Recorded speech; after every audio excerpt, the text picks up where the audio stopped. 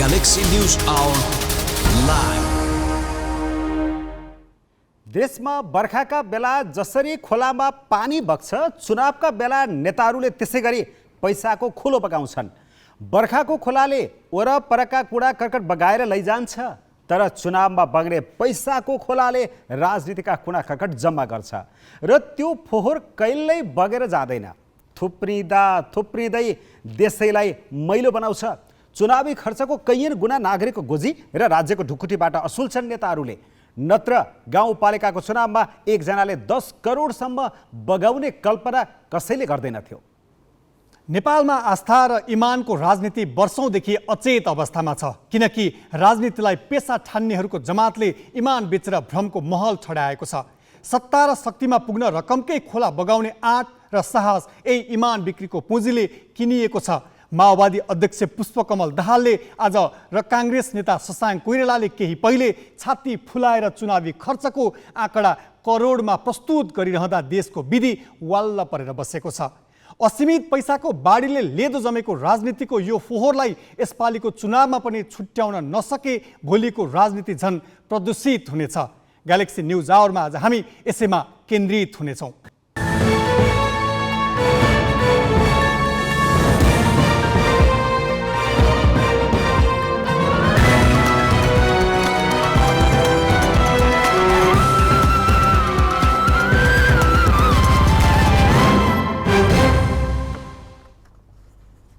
नमस्कार, यो हो ग्यालेक्सी न्युज आवर।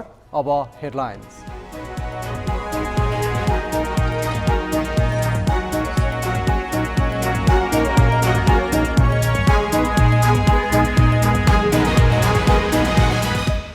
मन्त्री बन्दा नै लेनदेन हुने गरेको दाहालको खुलासा। गाउँपालिका अध्यक्षकै चुनावमा 10 करोड लागेको दाबी। भन्छन् खर्च उठाउन खोज्दा भ्रष्टाचार संस्थागत भयो। नागरिकता संशोधन विधेयकप्रति राष्ट्रिय सभामा सत्तारूढ सांसदकै विरोध। संसदीय समितिको उपेक्षा गरी अर्कै विधेयक ल्याएर संसदकै अवमूल्यन गरेको आरोप। फेसबुक र व्हाट्सएपबाट ठगी धन्दा सञ्चालन गरेको आशंकामा काठमाडौँको कल सेन्टरमा पनि प्रहरीको छापा। एक चिनिया सहित 42 जना पक्राउ। म्यानमारमा पूर्व सांसद सहित 4 जना लोकतान्त्रिक अभियन्तालाई मृत्युदण्ड। आतंककारी गतिविधि गरेको आरोप। सैनिक सरकारको विश्वभरबाट आलोचना। र साफ अन्डर 20 च्याम्पियनसिपमा नेपालको शानदार सुरुवात। मालदिप्सलाई 4-0 हरायो। अर्को खेल बुधबार श्रीलङ्कासँग।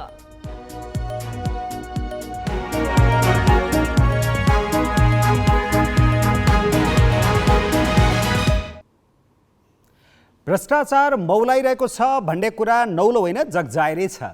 धेरै शासक प्रशासकको जीवनस्तर भ्रष्टाचारद्वारा आर्जित सम्पत्तिकै कारण उभो लागेको प्रश्नै देख्न सकिन्छ। माओवादी केन्द्रका अध्यक्ष पुष्पकमल दाहालले भने नेताहरूले भ्रष्टाचार गर्ने गरेको सार्वजनिक रूपमै बताएका छन्। राजनीतिक व्यक्तिले पद प्राप्तिका लागि ठुलो रकम खर्च गर्ने र जिम्मेवारी सम्हालेपछि लगानी उठाउने गरेको उनको अभिव्यक्तिले राजनीति कुन हदसम्म भ्रष्ट भएको छ भन्ने थप उजागर गरिदिएको छ। माओवादी केन्द्रका अध्यक्ष दाहाल सोमबार एउटा सार्वजनिक कार्यक्रममा थिए।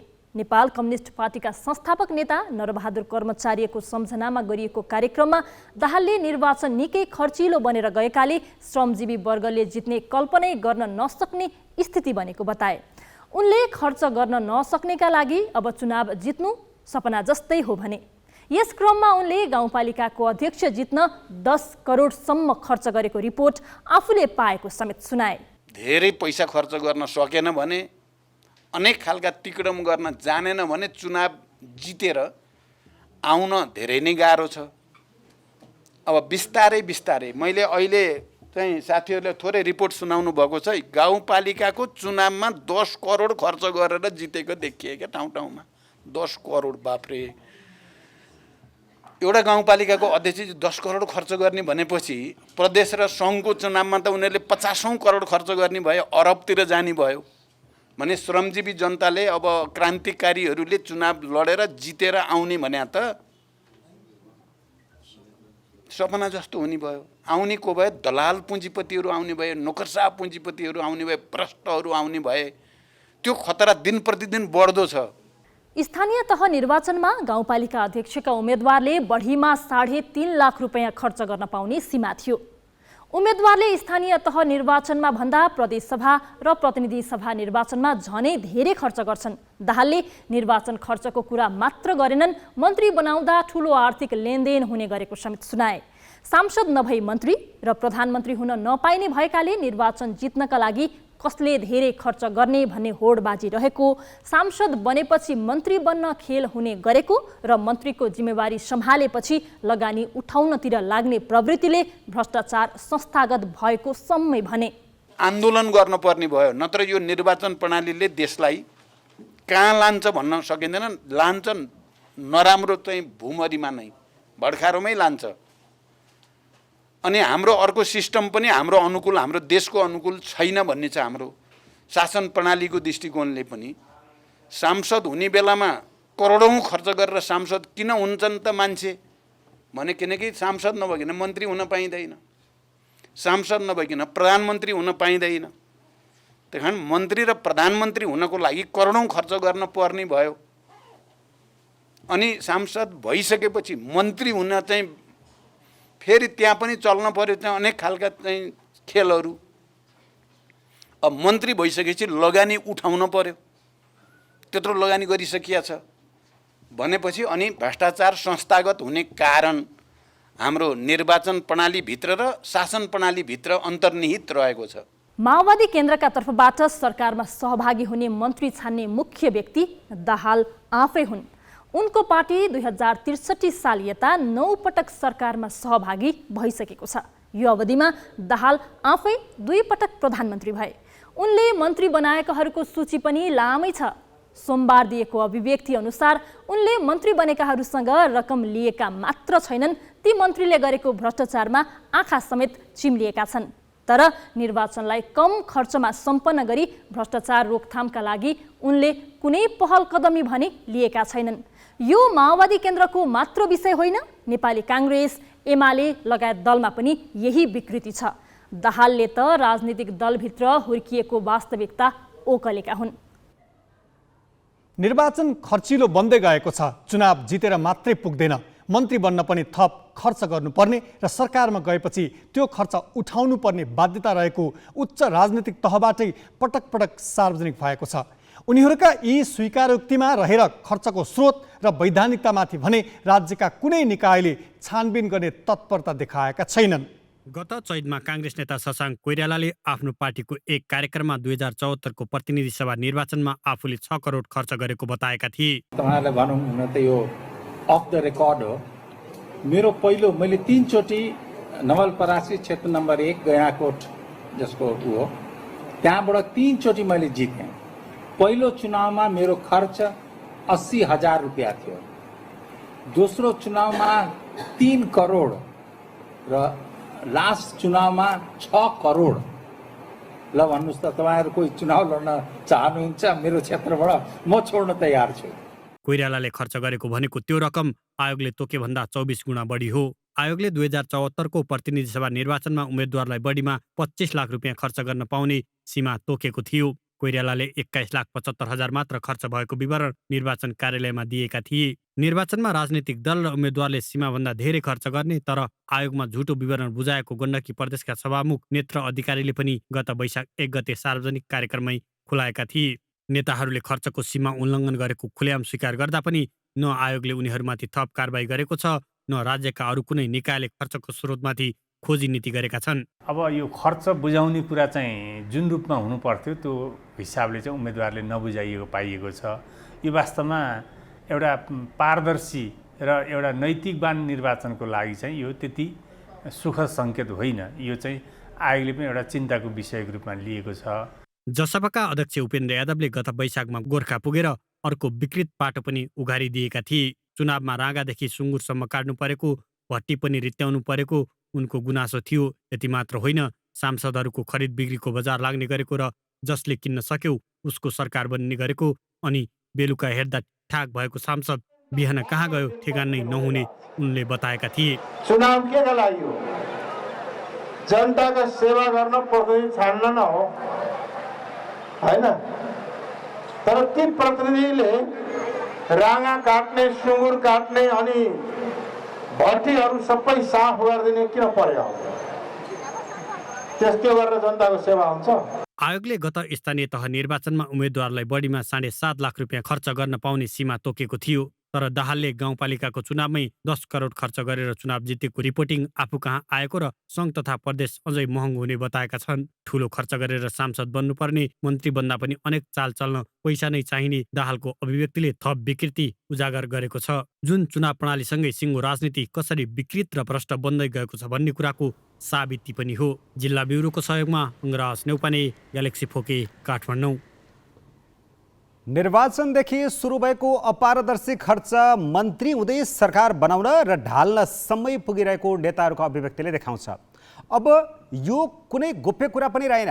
नेताहरूले खुलेआम भनिरहेका छन्, तैपनि राज्यका कुनै अङ्गले यसमा थप अनुसन्धान र कारबाहीको कदम चाल्दैनन् किन?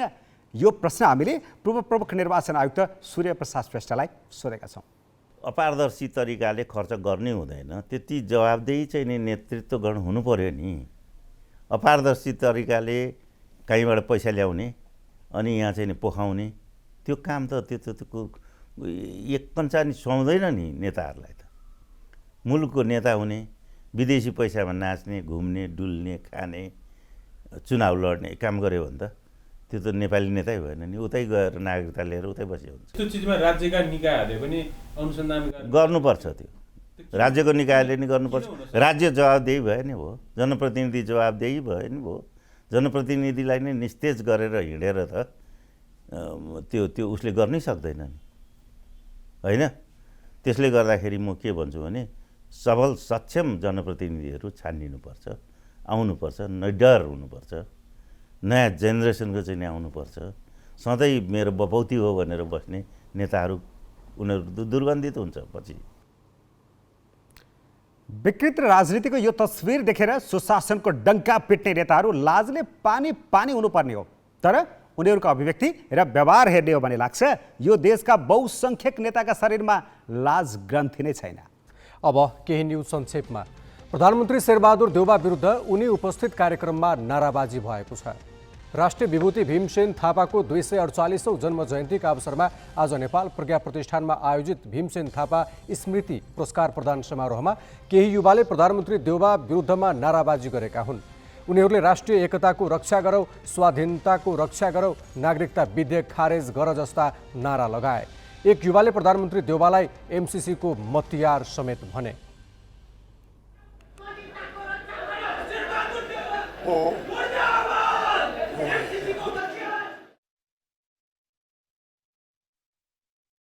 महलबाट निकालेका थिए। कार्यक्रममा देउवाले भीमसेन थापा जस्ता वीरहरूको विषयमा नयाँ पिँढीलाई जानकारी गराउन आवश्यक रहेको बताए। 1 लाख रुपियाँ राशिको भीमसेन थापा स्मृति पुरस्कार भक्ति थापा स्मृति प्रतिष्ठानलाई प्रदान गरिएको थियो। संसदीय समितिले काठमाडौँ तराई फास्ट ट्र्याक आयोजनाको कामप्रति असन्तुष्टि जनाएको छ। प्रतिनिधि सभाको विकास तथा प्रविधि समितिले आज रक्षा मन्त्रालयका सचिव र आयोजना प्रमुखलाई बोलाएर छलफल गरी अझै ठेक्का व्यवस्थापन समेत नभएकाले काम पूरा हुने विश्वासै नदिएको बताएको छ। आयोजना थालिएको 5 वर्षमा बल्ल 21% काम भएको छ। आयोजना 4 वर्षमै सक्ने भनिएको थियो। अब 2081 मङ्सिरसम्म सक्ने भनिएको छ। तर त्यो अवधिसम्म पनि काम पूरा हुने विश्वसनीय आधार नदेखिएको समितिले बताएको छ। समितिले लागत बढ्न नदिई ठोस कार्ययोजना ल्याउन निर्देशन समेत दिएको छ। नेपालमा आज 4 महिनापछिकै धेरै कोरोना संक्रमित थपिएका छन्। पछिल्लो 24 घण्टामा पीसीआर परीक्षणमा 453 र एन्टिजेन परीक्षणमा 115 जना गरी 568 जनामा कोरोना संक्रमण देखिएको छ। 4800 जनामा परीक्षण गर्दा 12% संक्रमण देखिएको हो। सक्रिय संक्रमितको संख्या 3500 नागेको छ। थप 95 जना संक्रमण मुक्त भएका छन् भने 1 जनाको मृत्यु भएको छ। देशका वैज्ञानिकहरू भेला भएर गर्ने काम र तिनका कार्यस्थल कस्ता होलान् तपाईको अनुमान हुन सक्छ। अरू क्षेत्रका लागि पनि उदाहरणीय। तर ती आविष्कार र अनुसन्धान गर्ने संस्थाहरू कवाडखाना भन्दा कति भिन्न देखिन्नन्? बाँकी नवराज पाण्डेबाट। सरकारका प्राज्ञिक निकाय त एकपछि अर्को गरी थला परिरहेकै छन्। वैज्ञानिक अनुसन्धानका लागि खडा गरिएको नेपाल विज्ञान तथा प्रविधि प्रज्ञा प्रतिष्ठान नास्टले पनि नतिजा देखिने गरी काम गर्न सकेको छैन। नास्टलाई सरकारले अहिले वार्षिक आधा अर्ब हाराहारी बजेट दिइरहेको छ, तर विनियोजित रकमको ठूलो हिस्सा कर्मचारी पाल्नै ठिक्क भइरहेको छ।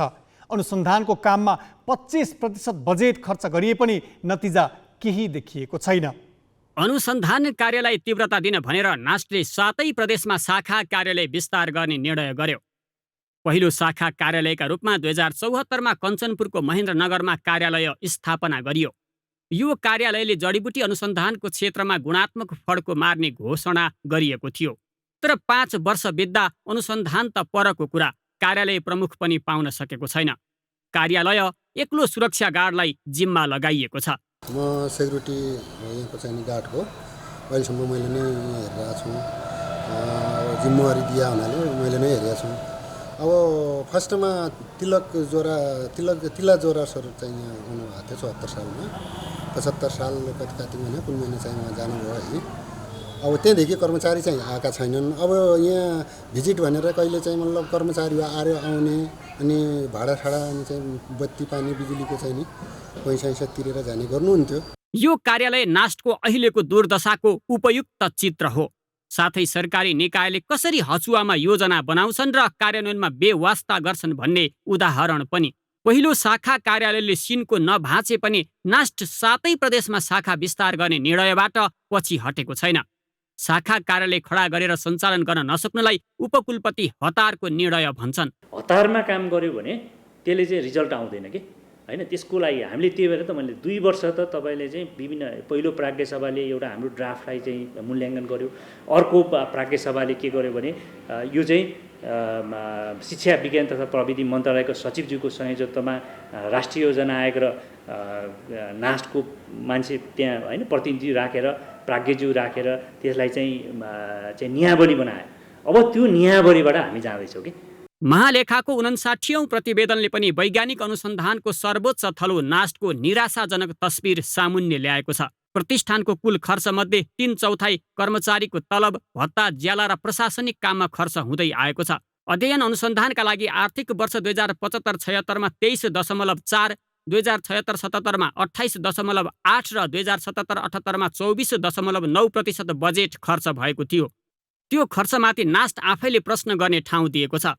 19,21,000 रुपैयाँमा किनेको इथानोल उत्पादन गर्ने बायोरिएक्टर उपकरण र भ्याक्सिन सम्बन्धी अनुसन्धान गर्न 26,83,000मा किनेको आरटीपीसीआर मेसिन नास्टले प्रयोगमा ल्याएकै छैन। 3 वर्ष अघि नेपालले निर्माण गरी परीक्षण गरेको भू उपग्रह अन्तरिक्षबाट जमिनमा झरिसकेको छ। सौर्य ऊर्जा परीक्षण प्रयोगशाला झारले भरिएको छ। नास्ट अहिले वर्षको 1 पटक पानी परीक्षण गर्नमा सीमित भएको छ। उसको 80 रोपनी जग्गा उपयोगविहीन अवस्थामा छ। त्यसो त वैज्ञानिक अनुसन्धानलाई सरकारले पनि प्राथमिकता दिएकै छैन। स्थापना यताको 40 वर्षमा सरकारले नास्टलाई 3 अर्ब 40 करोड रुपैयाँ दिएको छ। सूचना प्रविधिको आजको युगमा यो रकम निकै कम हो। एकातिर सरकारकै उदासीनता र अर्कातिर भएको बजेट सदुपयोग नगर्ने प्रवृत्तिले नास्ट सत्तासीन नेता निकट व्यक्तिले जागिर खाने थलोमा सीमित हुन पुगेको छ। कञ्चनपुरबाट ज्ञानेन्द्र सिंह महताका साथ अक्षर काका, ग्यालेक्सी फोके, काठमाडौँ। नेपाल राष्ट्रिय विज्ञान तथा प्रविधि प्रज्ञा प्रतिष्ठानले किन वैज्ञानिक अनुसन्धान गर्न सकिरहेको छैन, लगानी अनुसारको प्रतिफल किन देखिएको छैन भनेर हामीले प्राज्ञ दिनेश भुजुलाई सोधेका छौँ।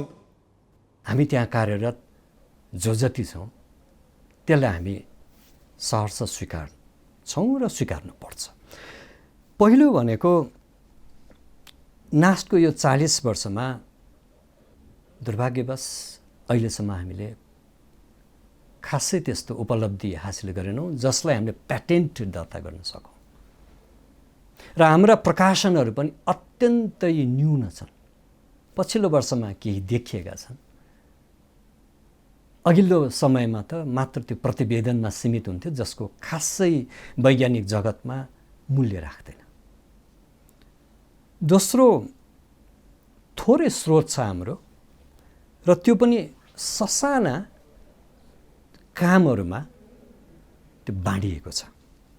जस्तो उदाहरणको लागि अघि मैले बजेटको कुरा गरेँ, करिब त्यो बजेटमा 80% भन्दा बढी प्रशासकीय प्रशासनिक खर्चमा जान्छ। बाँकी थोरै पैसा हुन्छ जुन अब अलिअलि अनुसन्धानको लागि, अलिअलि पुरस्कारहरू वितरणको लागि, अलिअलि अब सम्मेलनहरू गर्नको लागि जान्छ। र यसमा हामीले आफ्नो कमजोरी कसरी स्वीकार गर्नुपर्छ भने हामीले राज्यको मात्र मुख ताकेर बस्यौँ। राज्यले दिएको सहयोग अथवा जुन अनुदानलाई बिउको रूपमा लिइकन धेरैभन्दा धेरै बाह्य स्रोतहरू परिचालन गर्नुपर्दथ्यो, त्यसमा हाम्रो कमजोरी रह्यो। मुलुकमा संस्था नभएका होइनन्, एक समय भएका संस्थाले काम पनि नगरेका होइनन्, तर यहाँ राजनीतिक घुसपैठ र पदाधिकारीहरूको बेइमानीले ती संस्था यसरी थलिए कि अब ती उठ्न पनि सक्ने अवस्थामा छैनन्। अब केही न्युज संक्षेपमा। अछाममा पहिरोले घर पुरिँदा एकै परिवारका 3 जनाको मृत्यु भएको छ। तुर्माखाद गाउँपालिका भुलुका अमर विष्टको घर गैराती पहिरोले पुरिँदा सुतिरहेका 3 जनाको मृत्यु भएको हो। अमरका भाइ वीरेन्द्र, छोरा संविधान र बुहारी हरिकलाको घटनास्थलमै मृत्यु भएको हो। काकी नैना विष्टलाई भने उद्धार गरिएको छ। उनको अवस्था गम्भीर रहेको प्रहरीले जनाएको छ।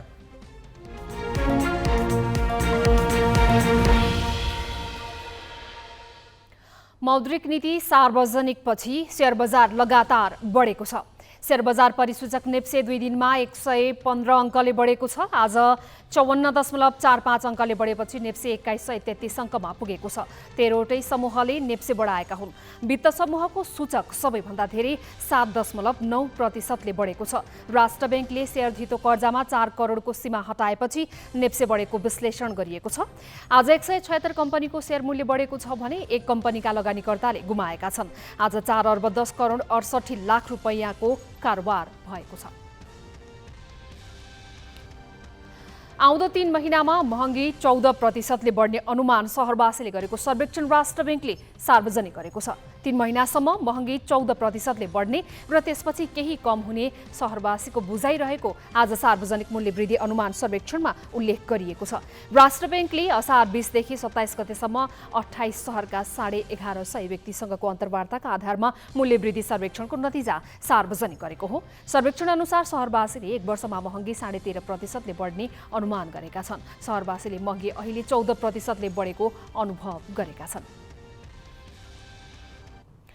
चुनावको मुखमा सरकारले नियमित प्रक्रियामा रहेको नागरिकता विधेयक फिर्ता लियो। रातारात अर्को विधेयक दर्ता गरी छोटो प्रक्रियाबाट प्रतिनिधि सभाबाट पारित गर्यो। अहिले त्यही विधेयक पाइलै पछि विरोध र आलोचनाको तारो बनेको छ। राष्ट्रिय सभामा आज त्यस्तै भयो। विस्तृत निमेश बन्जाडेबाट। नागरिकता पहिलो संशोधन विधेयक प्रतिनिधि सभाले शुक्रबार पारित गरेको थियो। त्यो विधेयकमाथि राष्ट्रिय सभामा आज सैद्धान्तिक छलफल भयो। छलफलमा भाग लिएका अधिकांश सांसदले वैवाहिक अङ्गीकृत नागरिकताको व्यवस्थालाई लिएर धारणा राखे। वैवाहिक नागरिकता दिन समय सीमा तोक्नुपर्ने एमाले सांसदको मागमा माओवादी केन्द्र र नेकपा एकीकृत समाजवादीका सांसदले समेत साथ दिए। तर खास गरी मधेसबाट प्रतिनिधित्व गर्ने सांसदले भने संविधानले सुनिश्चित गरेको नागरिकता वितरणमा कानुन बनाएर समय सीमा तोक्न पाइन्छ भनेर प्रश्न गरे। विधेयकमाथि राष्ट्रिय सभामा दफावार छलफल हुन भने बाँकी छ। वैवाहिक अङ्गीकृतको सवालमा जुन प्रावधान आज संसारका कुनै पनि देशमा तुरुन्तै नागरिकता पाउने प्रावधान छैन, के कारणले हाम्रो यो अवस्था सिर्जना भयो? म माननीय मन्त्रीज्यूबाट जवाफ दिन चाहन्छु। सरकारले यो बलमिचाइ मात्रै गरेको छैन, संसदको अवमूल्यन गरेको छ। संसदको स्वविवेक, सांसदको स्वविवेक गर्ने निर्णय गर्नेको पनि अवमूल्यन गरेको छ। 7 वर्ष वैवाहिक अङ्गीकृत नागरिकता महिलालाई दिने जो प्रावधान थियो त्यो हटाउनु पर्ने कुनै कारण थिएन जो समितिले पास गरेको छ। त्यसमा पनि विचार पुर्याएन भन्ने मेरो ठहर छ। छोरीहरू चाहिँ विदेशमा बिहा गरेर जाँदा चाहिँ उनीहरूले 12 वर्षपछि पाउन् कि अथवा बच्चा जन्माएपछि मात्रै पाउन् कि नपाउन् कि कुनै मतलब छैन। तर आज छोराको एउटा भविष्यको लागि चाहिँ बुहारी ल्याउन बित्तिकै भोलिपल्ट नागरिक दिइहाल्ने कुरा चाहिँ यो न्यायसङ्गत हुन्छ? हाम्रो देशमा वैवाहिक अङ्गीकृत नागरिकताको सम्बन्धमा अहिले जे व्यवस्था चाहिँ आएको छ त्यो व्यवस्थाले थोरै केही कुराहरू सच्याउनुपर्छ। सच्याउन भनेर भनेको उनले नागरिकता परित्याग गर्नको निम्ति प्रक्रिया सुरु गरेको सम्बन्धित निकायबाट, भारतको सम्बन्धित निकायबाट कुनै प्रमाणपत्र लिएर आउनुपर्छ। संविधानमा प्रष्टै लेखिएको छ कि विदेशी महिलाले नेपाली पुरुषसँग विवाह गरेर आइसकेपछि उनले चाहेमा प्रक्रिया पुर्याएर नागरिकता दिने, संविधानले प्रक्रिया पुर्याएर नागरिकता दिने भनेर भनिराखेको छ। तपाईँलाई कसले अधिकार दियो कानुन बनाउने कि 7 वर्ष 5 वर्ष 2 वर्ष 1 वर्ष? यो त टोटल अल्टा भएर सुन्छ। संविधानको विरुद्धमा कानुन बन्न सक्दैन। हामी तपाईँको नेपाली छु, हामी माथि विश्वास छ, तर मेरो श्रीमतीमाथि यति अविश्वास, यो एउटा भारतको चेली भएको नाताले यति अविश्वास गर्ने? बजेट निर्माणमा अनधिकृत व्यक्तिको पहुँच र करको दर हेरफेरका विषयमा अनुसन्धान गरिरहेको संसदीय समितिले अर्थ मन्त्रालयबाट सीसीटीभीका दृश्य नपाएपछि गृह मन्त्रालयसँग मागेको छ। समितिले गृह मन्त्रालयलाई सिंहदरबारको प्रवेशद्वारको भिडियो पठाउन अनुरोध गरेको छ। तर अपराध अनुसन्धानका विज्ञ भने संसदीय समितिको यस्तो शैलीले वास्तविकतासम्म पुग्नै नसकिने दावी गर्छन्। समितिले अर्थ मन्त्रालयसँग बजेट निर्माणका क्रममा सीसीटीभीमा रेकर्ड भएको दृश्य माग्यो। अर्थले सो भिडियो उपलब्ध गराउन सकेन। अहिले समितिले गृह मन्त्रालयसँग सिंहदरबारको दक्षिणी र पश्चिमी गेटको भिडियो दिनको लागि अनुरोध गरेको छ। स्रोतका अनुसार ती भिडियोहरू पनि सुरक्षित छैनन्। परराष्ट्र मन्त्रालयको बगैँचाको यो एउटा पोलबाट अर्थ मन्त्रालयको मुख्य द्वारमा फोकस गर्ने गरी सीसीटीभी क्यामेरा जडान भएको छ। सिंहदरबारमा यस्ता विभिन्न क्यामेराहरू जडान भएका छन् जसले अर्थ मन्त्रालयको वरिपरिको दृश्य खिच्ने गरेको छ। संसदीय छानबिन समितिले यस्ता सीसीटीभीलाई ध्यानै दिएको छैन। छानबिन समितिले यस्ता सीसीटीभी फुटेजलाई किन नजरअन्दाज गरेको हो त्यसको जवाफ दिन सक्नुपर्छ।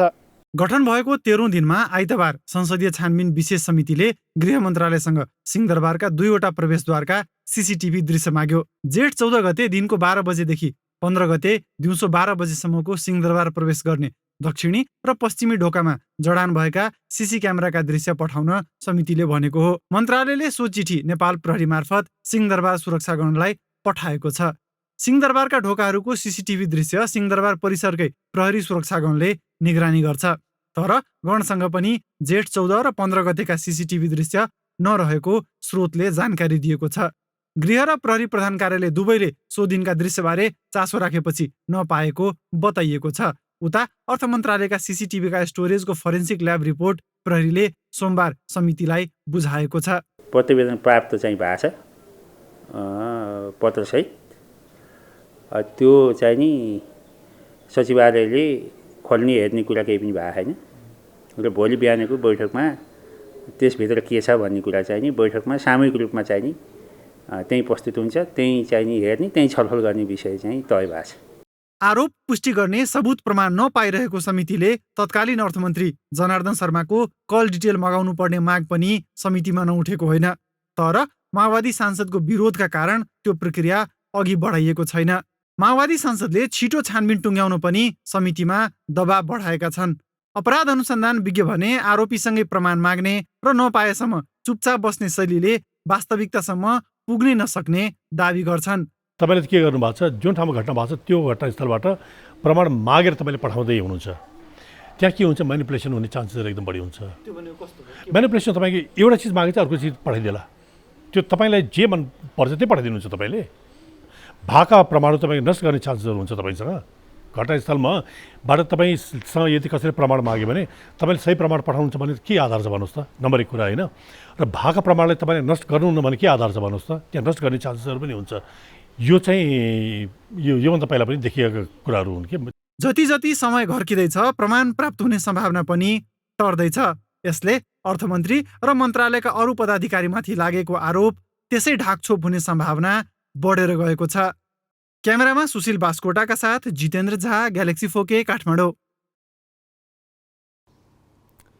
व्हाट्सएप र फेसबुक मार्फत ठगी धन्दा चलाएको आशंकामा रूपन्देहीको तिलुतमाको एक कल सेन्टरलाई नियन्त्रणमा लिएको भोलिपल्ट प्रहरीले काठमाडौँमा पनि त्यस्तै कल सेन्टरमा छापा मारेको छ। कल सेन्टरको आवरणमा ठगी धन्दा चलाएको सूचना पाएपछि प्रहरीले देशभरिका यस्ता शङ्कास्पद ठाउँमा निगरानी बढाएको हो। यस्ता कल सेन्टरमा चिनिया र भारतीयको लगानी रहेको प्रहरीको प्रारम्भिक अनुसन्धानले देखाएको छ।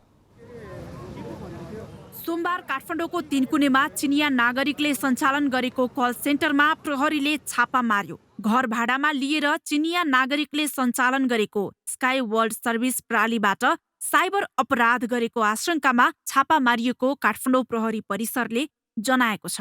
प्रहरीले 1 जना चिनिया नागरिकलाई पक्राउ गरेको छ भने अनुसन्धानमा अवरोध पुर्याएको आरोपमा 41 जना कर्मचारीलाई पनि नियन्त्रणमा लिएको छ। यस कल सेन्टरमा 1100 भन्दा बढी युवा युवतीले काम गरिरहेको पाइएको छ। यसको 24 घण्टा अघि रूपन्देहीमा चिनिया नागरिकले चलाएको कल सेन्टरमा पनि प्रहरीले छापा मारेको थियो। रूपन्देहीको तिलोत्तमामा नागरिकलाई सूचना दिने नाममा कल सेन्टर खोलेर अवैध गतिविधि गरेको आरोपमा भारतीय सहित 9 जना पक्राउ परे। त्यहाँ 150 कर्मचारी थिए। ब्लू स्काई बिजनेस सोलुसन प्रणाली नामको कल सेन्टर स्थापना गरी ठगी धन्दा चलाएको प्रहरीको भनाइ छ।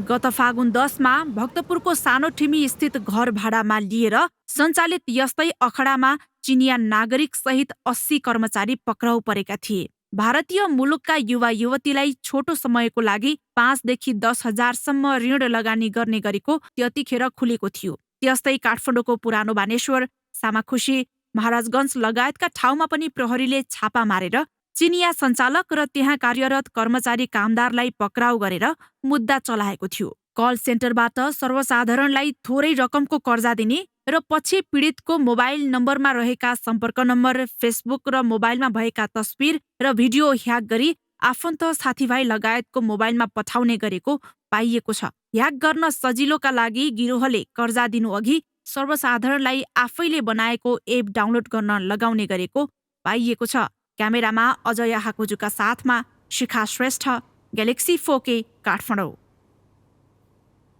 प्रधानमन्त्रीको निर्देशनमा गृह मन्त्रालयले जेठ 27 गते मिटर ब्याजीका पीडितलाई तत्कालै जिल्ला प्रशासन कार्यालय वा नजिकको प्रहरी कार्यालयमा उजुरी गर्न सार्वजनिक आह्वान गर्यो। मन्त्रालयको आह्वानपछि न्याय पाउने आशामा पीडितहरू जिल्ला प्रशासन र प्रहरी कार्यालयसम्म पुग्ने गरेका पनि छन्, तर न्याय पाएका छैनन्। गृहको निर्देशनपछि पनि जिल्ला प्रशासन र प्रहरीबाट साथ नपाएका सिराहाका पीडित सडकमा उत्रिन बाध्य भएका छन्।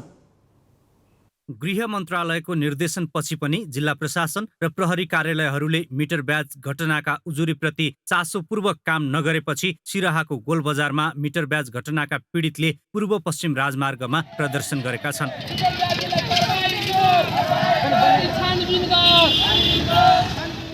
कसैले नसुनेपछि बाध्य भएर सडकमा आउनु परेको उनीहरूको भनाइ छ। प्रहरी, प्रशासन र न्यायालयले पनि पीडितको भन्दा धनीमानी र मिटर ब्याजीकै पक्षमा काम गरिरहेको उनीहरूको गुनासो छ। जब गृह मन्त्रालय आदेश दिएको छ माथिबाट कि मिटर ब्याजहरूलाई समात्नको लागि, हामी पीडित छौँ। हामी पीडितको कुनै आवाजै सुनिरहेको छैन। न सिडिओ कार्यालय सुनिरहेछ, न थाना प्रहरीले सुनिरहेछ, न पुलिस प्रशासनले सुनिरहेछ, न गाउँ समाजको नगरपालिका, न छरछिमेकी वार्ड अध्यक्ष कसैले पनि सुनिरहेको छैन हाम्रो कुरा। मिटर ब्याज जस्तो अवैध कार्यमा विभिन्न दलका नेता र धनीमानी व्यक्ति मात्र होइन, पत्रकार समेत संलग्न छन्। गोलबजारमा प्रदर्शन गरेका प्रदर्शनकारी कांग्रेस नेत्री समरिका महतो, पत्रकार महासंघ सिराहाका उपाध्यक्ष गणेश प्रसाद शाहकी पत्नी श्रद्धा देवी शाह, गीता देवी लगायतबाट पीडित छन्। मिटर ब्याजका कारण घरबार विहीन हुनु परे पनि प्रहरी प्रशासन र न्यायालयले उनीहरूसँगै मिलेर काम गरिरहेको पीडित बताउँछन्। गणेश शाह पत्रकार को यहाँ उपाध्यक्ष हो, यो जिल्ला उपाध्यक्ष, र उहाँको श्रीमतीले यो खेपी भन्ने यहाँ तराईमा जुन चलन छ, खेपीमा पैसा लगाइरहेको छ। मेरो श्रीमतीले 4 लाख रुपियाँ लिएको थियो। 3 महिनाभित्रमा 8,80,000 बुझाइदिएछ। राज्यले तत्कालै तमसुक व्यवस्था खारेज गरी मिटर ब्याजीलाई कानुनी कठघरामा नल्याए गरिबले पनि कानुन नमान्ने र आफ्नै तरिकाले न्यायका लागि अघि बढ्ने चेतावनी अभियन्ताहरूले दिएका छन्। प्रहरी प्रशासन हामीले हेर्यो भने कि प्रहरी प्रशासन यही कतिपय प्रशासनको साथीहरू हुन सक्नुहुन्छ। तपाईहरु कसको पक्षमा काम गर्नुहुन्छ? पीडित जनताको पक्षमा काम गर्नुहुन्छ कि यहाँको साहु महाजन समान्त र तपाईको सुदखोरहरूको पक्षमा काम गर्नुहुन्छ? तपाईहरु यदि सुदखोरहरूको पक्षमा काम गर्नुहुन्छ भने हामीले यो कानुन मान्न बाध्य छैनौँ। हामी हाम्रो कानुन बनाउन सक्छौँ। हामी हाम्रो तरिकाले तिनीहरूको नाकमुख थुतेर तिनीहरूलाई यो सडकमा उभ्याएर कारबाही गर्न सक्छौँ। मधेसका घर घरमा मिटर ब्याज घटनाका पीडित छन्, तर अधिकांश घटना बाहिर नै आउँदैनन्। घटना बाहिर आए पनि राज्य संयन्त्रको उदासीनता र निरीहताले पीडितले न्याय पाउन मुस्किल छ। अवैध तरिकाले मनलाग्दी ब्याज वसुली गर्ने र त्यस अनुसारको रकम तिर्न नसके सम्पत्ति नै कब्जा गर्ने, यौन शोषण गर्ने, शारीरिक र मानसिक यातना दिने जस्ता अमानवीय कार्यहरू हुँदै आएका छन्। तर राज्य गरिब र निमुखा रुवाइरहेका यस्ता सुटखोर अनि मिटर ब्याजीहरूको सामु निडी भएर टुलटुली हेर्ने बाहेक सिन्को भाँच्न सकेको छैन। विनय यादव, ग्यालेक्सी फोके, सिराहा।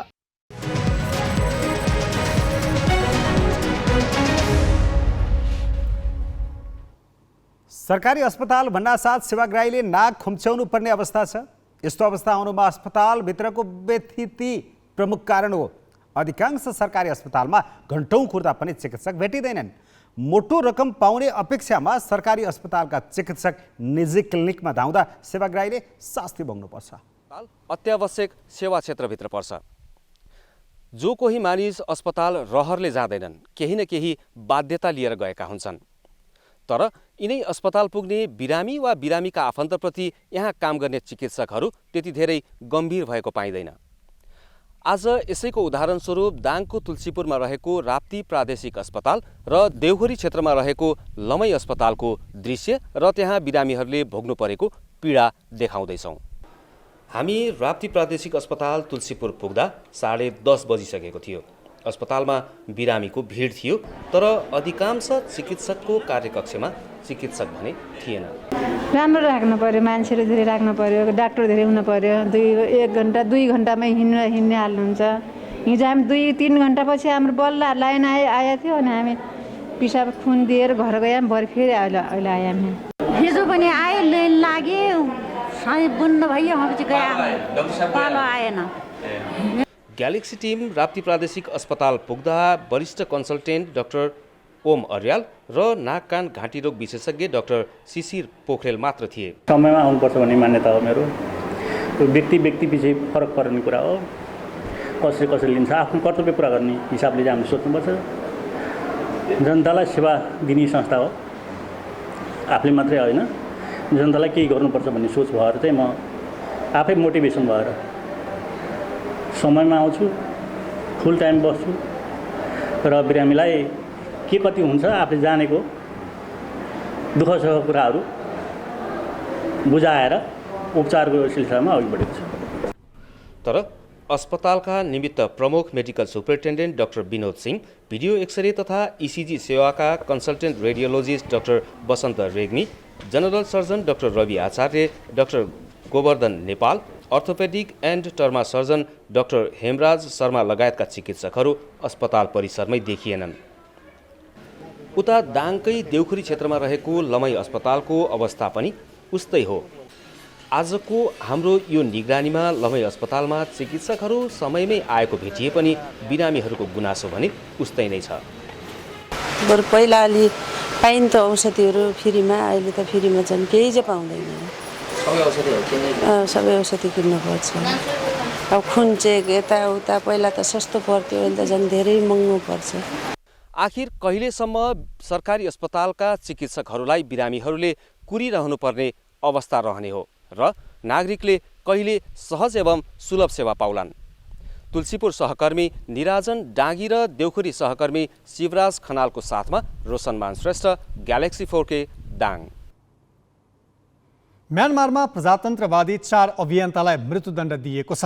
सैन्य अधिकारीले पूर्व सांसद फियो जियाथाउ, लेखक को जिमी, हुआ म्यो आङ र आङथुरा जावरलाई आतंकवादी कार्य गर्न मद्दत गरेको आरोपमा मृत्युदण्ड दिएका हुन्। म्यानमारमा पछिल्लो दशकमा मृत्युदण्ड दिएको यो पहिलो घटना हो। उनीहरूलाई 6 महिना अघि नै मृत्युदण्डको सजाय सुनाइएकोमा 53 वर्षीय जिम्मी र 41 वर्षीय जियाथाउले 1 महिना अघि सजाय विरुद्ध अपिल गरेका थिए। जिया म्यानमारकी अपदस्थ नेत्री आङ सान सुकीका सहयोगी समेत हुन्। भारतकी नवनिर्वाचित राष्ट्रपति द्रौपदी मुर्मुले कार्यभार सम्हालेकी छन्।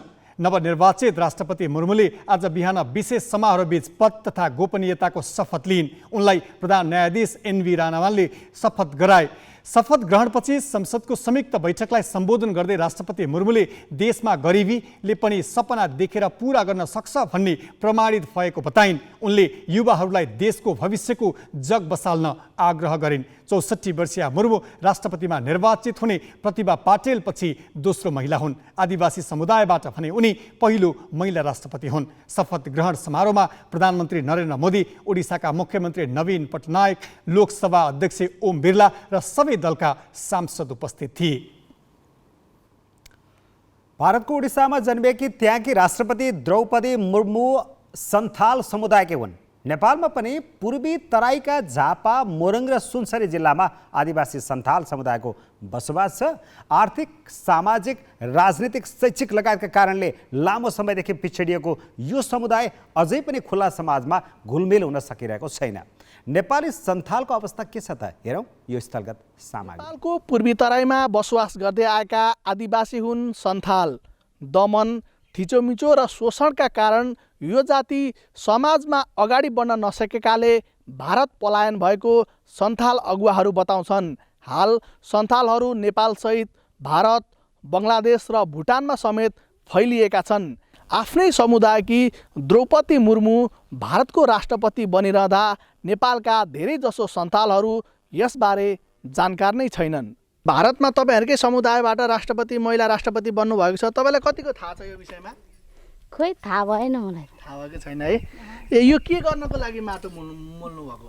गरिदिनको लागि। के पानीले भत्कायो घर? ए, सन्थाल समुदायहरू पछाडि पढेको भन्छन् नि, त्यो तपाईँलाई त्यस्तो लाग्छ कि लाग्दैन? लाग्छ। किन त्यस्तो भयो होला जस्तो लाग्छ? अब अरूहरू पढेको छन्, हामी सन्थालको धेरै पढेको छैन नि त। सन्थालको त भन्छ पढेर के गर्छन्, त्यही पनि घरमै काम गर्नुपर्छ, भाँडाकुँडा मार्नै पर्छ, भातदिन पकाउनै पर्छ। त्यसैले पढ्ने पढेको छन्, नपढ्ने छैन पढेको, पढेर पनि केही जागिरै भेटेको छैन। भारतमा यहाँकै समुदायबाट चाहिँ राष्ट्रपति बन्नुभएको छ, त्यो बारेमा यहाँलाई कतिको जानकारी छ? अहिले त जसलाई मोबाइल चलाउँछ तँलाई थाहा छ, जो मोबाइल चलाउँदैन त्यसलाई त थाहा छैन। थाहा छैन भनेपछि धेरै जसोलाई यहाँ थाहा छैन। थाहा छैन है। कतिको खुसी हुनुहुन्छ किनभने तपाईँहरू आर्थिक रूपमा, अरू रूपमा धेरै पछाडि परिएको भनिएको छ? खुसीको त खबर त जसलाई भेटियो त खुसी हुन्छ। आफ्नो जातलाई राष्ट्रपति बनियो त सबैलाई खुसी हुन्छ। तपाईँहरूकै समुदायबाट चाहिँ भारतमा राष्ट्रपति बन्नुभयो, यो बारेमा तपाईँहरू कतिको जानकार हुनुहुन्छ? जानकारी त धेरै छ होइन। भारतमा चाहिँ सन्थाल धेरै हुनुहुन्छ, त्यही भएर सायद सन्थालले धेरै मौका पाएर होइन आज सन्थाली समुदायको आदिवासी एउटा छोरी मान्छे आज राष्ट्रपति हुनुभएको छ हाम्रो होइन। कतिको खुसी लाग्छ यो आफ्नै समुदायबाट? खुसीको कुरो नगर्ने क्या धेरै भयो क्या हाम्रो, धेरै। नेपालमा भए पनि हाम्रो अधिकार त छैन इन्डियामा होइन, र पनि धेरै भयो हाम्रो। के गरिदिनु भयो भने चाहिँ राम्रो हुन्छ? तपाईँहरू अगाडि आउन सक्नुहुन्छ, आफ्नो कुराहरू राख्न सक्नुहुन्छ, पढाइमा त्यही अनुसारले सुधार हुन्छ होला जस्तो लाग्छ? शिक्षामा पनि हुन्छ, कलाकार क्षेत्रमा हुन्छ, राजनीतिक गर्नु पर्नुहुन्छ। हामी सबले आफ्नो सपना देखेको हुन्छ होइन, गराउन सक्छ होला सायद, तर अवसर नपाएर होला सायद आज हामी भोलि नेपालमा यस्तै बसेको छौँ। खास गरी पूर्वी तराईका झापा, मोरङ र सुनसरीका आदिवासी सन्थालहरूको घरको बनोटबाट नै सन्थाल गाउँ भन्ने छुटिन्छ। फुसको छानो भएका एकतले झुप्रा घरहरू झुरुप्प बाक्लै रहनु सन्थाल बसोबास स्थानको परिचय हो। आर्थिक, सामाजिक र राजनैतिक लगायतका कारणले लामो समयदेखि पछाडि पारिएका सन्थाल समुदाय राजनैतिक परिवर्तनहरूसँगै अब भने बिस्तारै मूलधारमा आउन थालेका छन्। क्यामेरामा पारस चौधरीका साथमा राजु पौडेल, ग्यालेक्सी फोके, Jahada, Morang. Sports news brought to you by Red Bull energy drink सर्वत्र बजारमा उपलब्ध छ।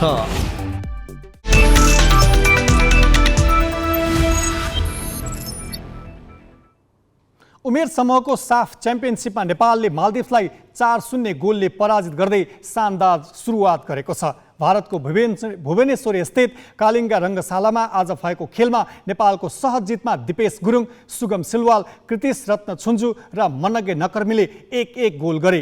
पहिलो हाफमा 1-0 को अग्रता बनाएको नेपालले दोस्रो हाफमा थप 3 गोल गरेको हो। दिपेशले खेलको 42औं मिनेटमा नेपाललाई अग्रता दिलाए। मैदानको दायाँ भागमा मालदिप्सका लमान जुहेरले अभिषेक वाइवालाई लडाएपछि नेपालले फ्री किक पाएको थियो।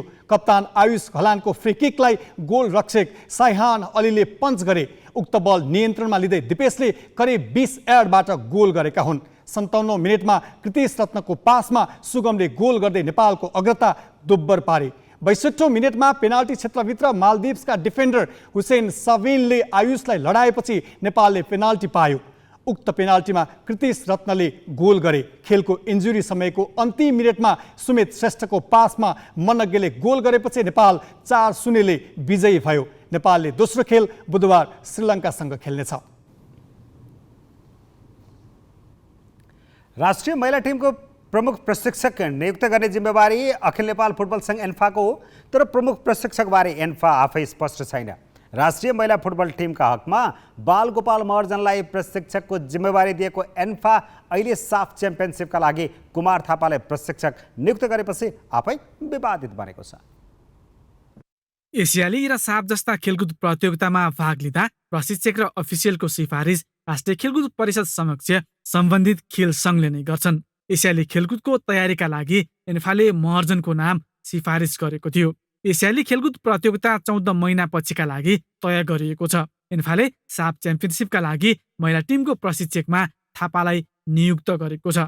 एन्फाभित्रको राजनीति छताछुल्ल भइरहँदा महर्जन कायमै रहेको अवस्थामा महिला फुटबल टिममा प्रशिक्षकका रूपमा थापाको नियुक्तिपछि नयाँ नेतृत्व विवादमा तानिन पुगेको छ। तर एन्फा महासचिव भने एसियाली खेलकुदका लागि प्रशिक्षक छान्दा राखेपले समन्वय नै नगरेको जवाफ दिएर पन्छिन खोजेका छन्। इलेक्सन होइन, कसैले कहाँ जोड्छ थाहा छैन मलाई, आई डोन्ट नो होइन।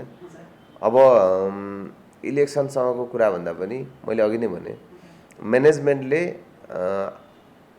आफ्नो पर्फर्मेन्स कसरी आउन सक्छ भन्ने एउटा विश्वास गर्नु पर्यो नि त कोचलाई। त्यस हिसाबले गर्दा कुमार थापालाई अहिलेको म्यानेजमेन्टले विश्वास गर्यो भन्ने बुझ्नु पर्यो र कुमार थापा अहिलेको एन्फाको कोच हो। परिषदको प्रसङ्ग यहाँ नमिसाउँदा नै उचित हुन्छ। एन्फाको नयाँ नेतृत्वले आफ्नो रोजाइका पात्रको रूपमा थापालाई जिम्मेवारी दिएको हो। उनको नियुक्तिलाई एन्फाभित्रको राजनीति सतहमा देखिएको रूपमा अर्थ्याइएको छ। एन्फाले अहिलेसम्म अघिल्लो कार्य समितिका पालामा नियुक्त महर्जनलाई जिम्मेवारीबाट हटाइएको भन्ने हिम्मत गर्न सकेको छैन। नवनियुक्त प्रशिक्षक थापाले कोचिङ टिम बनाउन खोज्दा गोलकिपर प्रशिक्षकको पहिलो रोजाइमा विनोद डङ्गोललाई राखे, तर डङ्गोलले थापाको टिममा बस्न मानेनन्।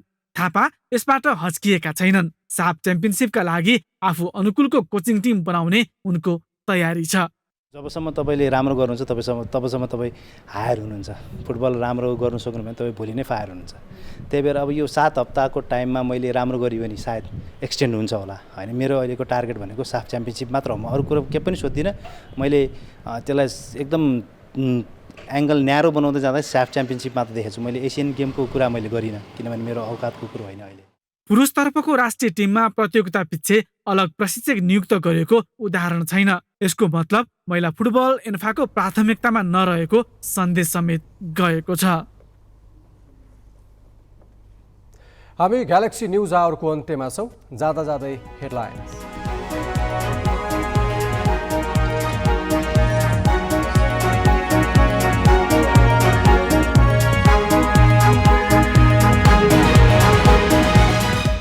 मन्त्री बन्दा नै लेनदेन हुने गरेको दाहालको खुलासा। गाउँपालिका अध्यक्षकै चुनावमा 10 करोड लागेको दाबी। भन्छन् खर्च उठाउन खोज्दा भ्रष्टाचार संस्थागत भयो। नागरिकता संशोधन विधेयकप्रति राष्ट्रिय सभामा सत्तारूढ सांसदकै विरोध। संसदीय समितिको उपेक्षा गरी अर्कै विधेयक ल्याएर संसदकै अवमूल्यन गरेको आरोप। फेसबुक र व्हाट्सएपबाट ठगी धन्दा सञ्चालन गरेको आशंकामा काठमाडौँको कल सेन्टरमा पनि प्रहरीको छापा। एक चिनिया सहित 42 जना पक्राउ। म्यानमारमा पूर्व सांसद सहित 4 जना लोकतान्त्रिक अभियन्तालाई मृत्युदण्ड। आतंककारी गतिविधि गरेको आरोप। सैनिक सरकारको विश्वभरबाट आलोचना। र साफ अन्डर-20 च्याम्पियनसिपमा नेपालको शानदार सुरुवात। मालदिप्सलाई 4-0 ले हरायो। अर्को खेल बुधबार श्रीलङ्कासँग।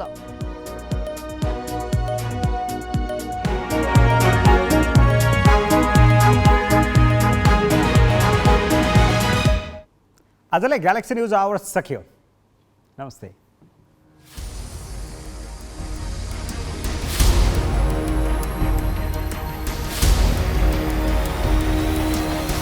This is Galaxy News Hour Live.